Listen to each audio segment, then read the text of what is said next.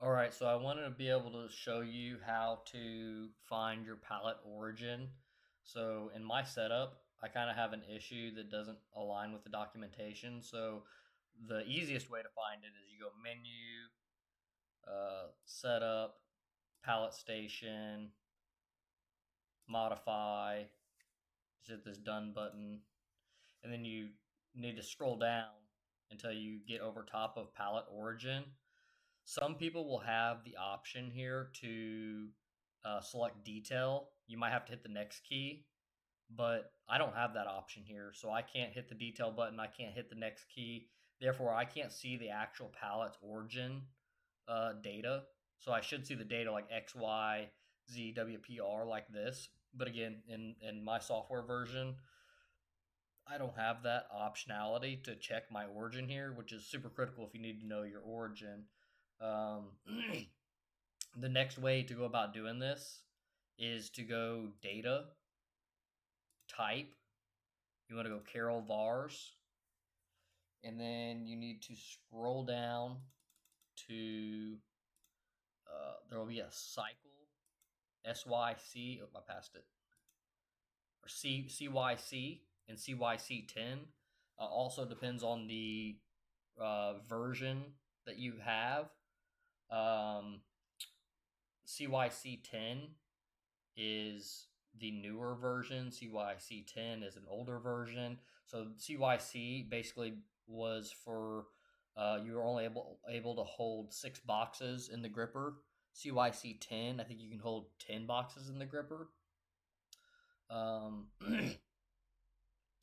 know that I need CYC10, but I'm going to show you how to confirm it. So we're going to click Detail. So I'm highlighted over it here. Detail. And then you want to go into Array 1. And then you want to go to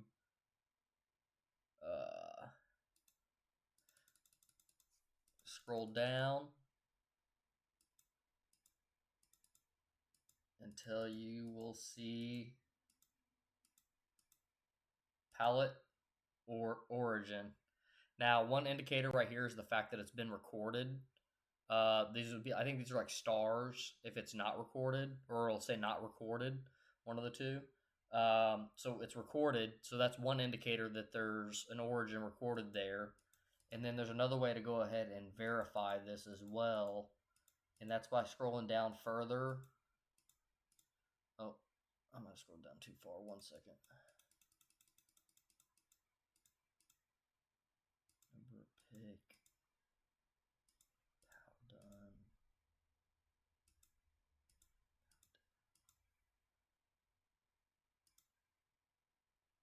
Sorry, guys, trying to find it.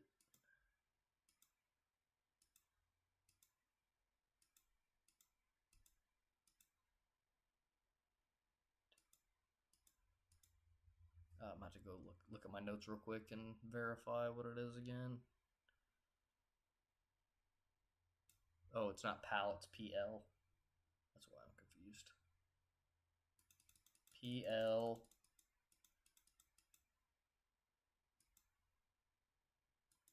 underscore station or STA. PL. What's that, dude? Oh, PL underscore station underscore number. And it'll be set to a value here. So I have mine set to 1. If I come over here to the side, my pallet station is pallet 1. So if it was pallet 2 that we were looking for, the pallet 2's origin, I believe it would say a 2 there. And if there was a 2 there, I think it's likely it would not be in array number 1, but it would be back here in array number 2. So you'd come back down here to site. So we're inside cycle 10, array 2, detail, and then we're going to scroll down. Pallet station number. This one also says pallet station number 1 too. But I think it's because we're in the entirety of the array. If we go look at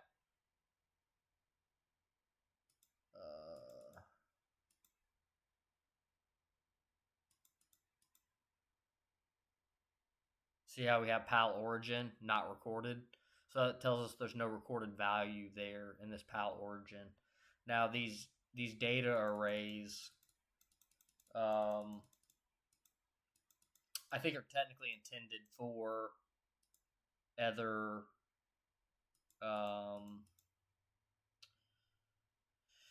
they're intended for other values, right? They're like, if you know anything about PLC, it's just an array of data, and so they're using this as like a user-defined data type, basically. But that's kind of an indicator. Like obviously, like if you would have came down here and you would have seen PL station number 2, and you were looking for one, then it would most likely not be what you're after.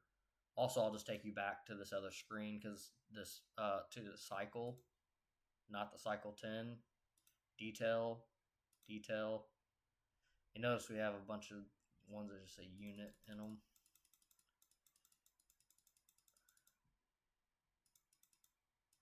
Go down here to pallet origin, not recorded here as well. And yeah, also the pallet station number is also not recorded here. So those are just some indicators that you're not using that cycle type, or that variable, I guess you could say. We'll go back into here one more time. So it's data, type, Carol vars, and then you got to find the cycle 10. And then likely in array number 1. Again, if it's another, if you have 2 pallets, then it's likely it would be in number 2.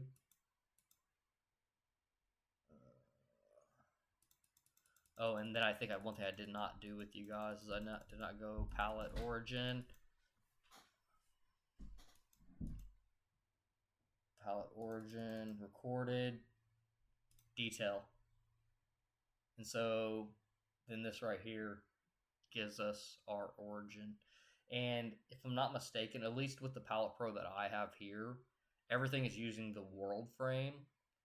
And so instead of having actual user frames like you normally have, or like a tot user frame, I believe this value gets shoved in as a user frame in the code itself. So it's like, you don't, I mean, I'm not gonna say you don't see it very often, but like a lot of times in handling type of projects, you don't see, unless you have a variable based program, you generally have hard taught user frames, and then you just teach all the things inside that user frame. Whereas with things like Pallet Pro, you don't really have a user frame. It just takes the world frame and then shoves a value to it, and then it just shoves a value to it, and then you use that value after it's been shoved to it. So again, it's a dynamic position that changes. This particular user frame would always kind of be this, but as we like move this palette around and stuff like that, it should update this. But I'm gonna make another video kind of going over this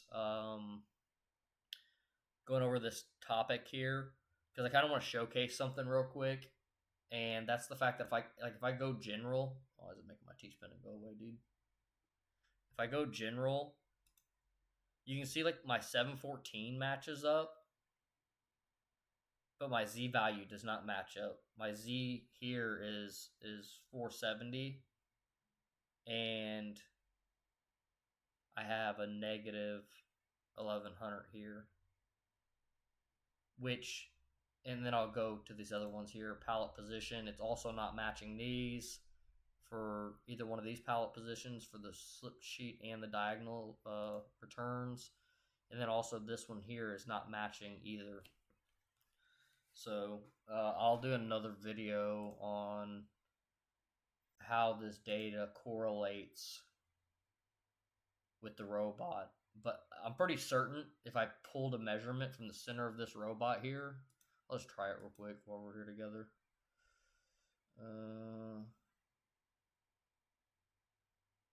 Edge. With edge center. From 2.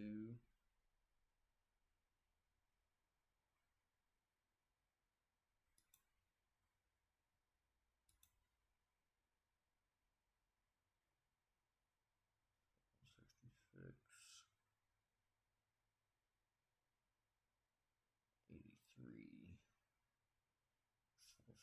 $454.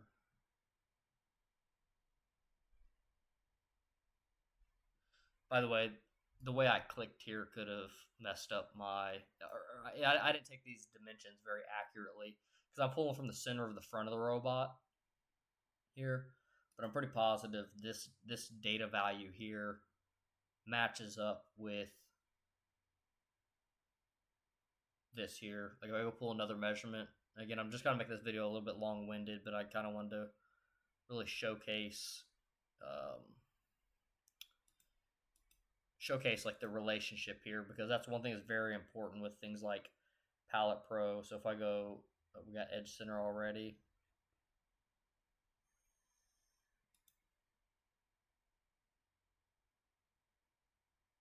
To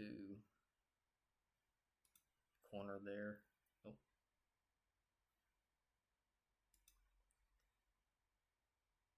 Yeah. Again, my measurement's probably not pulling correctly, but you can see my X values at 30 millimeters, my Y values at 443, and my Z values at 444. It looks like.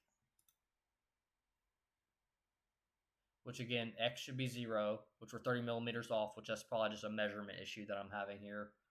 And then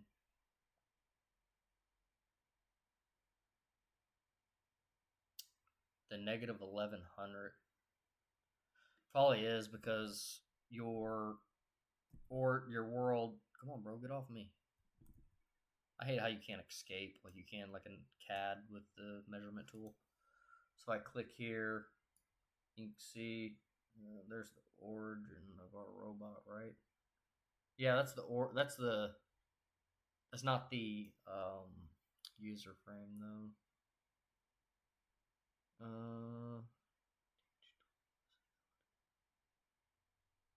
I can't recall how to pull this up immediately, but your world frame is like in the center here. Oh, now I want to pull it up, dude. But I don't want to stretch this video out too long. Programs. Come on, dude. Consolidate. You're not going to consolidate? Whatever, bro. User frames.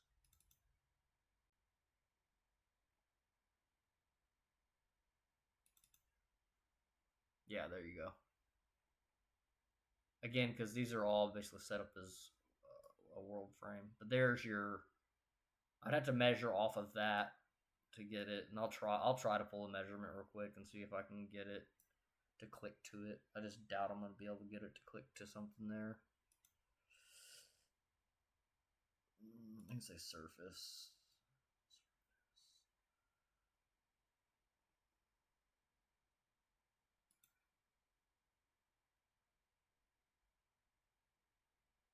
Yeah, see, origin's gonna be the down origin. Yeah, it's the origin down there.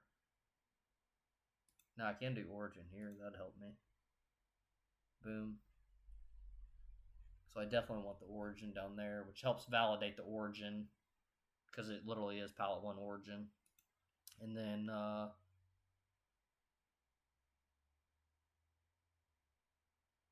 robot 0 maybe. Ah, look at that. Look at that. Wow. So Z I have 999. See, I don't even know if that's accurate though. That's still off some. Oh. I think I know why though. 999. What are we trying to do here? Back to here, detail, enter.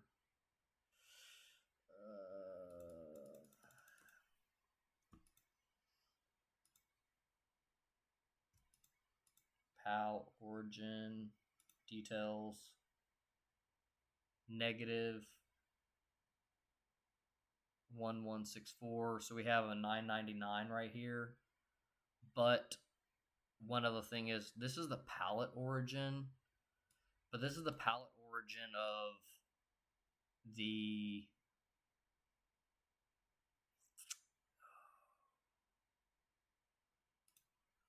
of the physical device.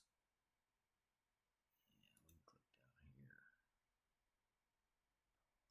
What do we have here now? Boom. Oh, come on, dude. Scroll out so I can see the thing. 111164. What do we have here? Come on, bro. 111164. Let's go. So yeah, because that's the physical measuring up here. That's the physical part of the pallet. Whereas like your actual like origin user frame is going to be down here. You teach it on like a calibration plate, and then this amount is offsetted in your Pallet Pro. So you got to tell it like your pallet thickness, like whenever you set up a unit load. So I'll just open up a unit load, and then unit load. Yeah, like right here. Here's your pallet dimensions. So you tell it the height of your pallet and stuff like that. And then therefore it'll,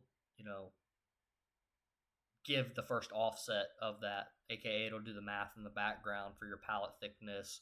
And then your slip sheet layer, it's also there too. If you go to like palletizing parameters, scroll down, there's your slip sheet thickness, layer count. This is your picks. So pick 1, pick 2, pick 3, and then it's going to pick 3 boxes. It's going to pick 2 boxes. It's going to pick 2 boxes. It's going to pick 1 box, 2 boxes. So that's how you can kind of identify what it's going to pick. And those are your box numbers. Box number 1, box number 2, box number 3. Hopefully this video was valuable. I went over a couple other things while we were here, but I just wanted to show you guys how to confirm that data. I actually really struggled to find that origin value there since I wasn't able to find it from like the traditional menu screen. And it's extremely important to be able to validate your data and confirm your data, especially whenever you're trying to do like mathematical offsets like we're going to be doing. So like that way, if something's off by 50 millimeters, we want to be able to punch in 50 millimeters and send it, not have to hand teach it.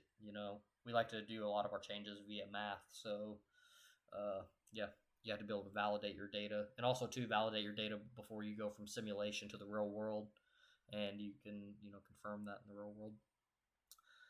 Again, hopefully this was valuable, you guys. Hopefully got some of you unstuck in some of your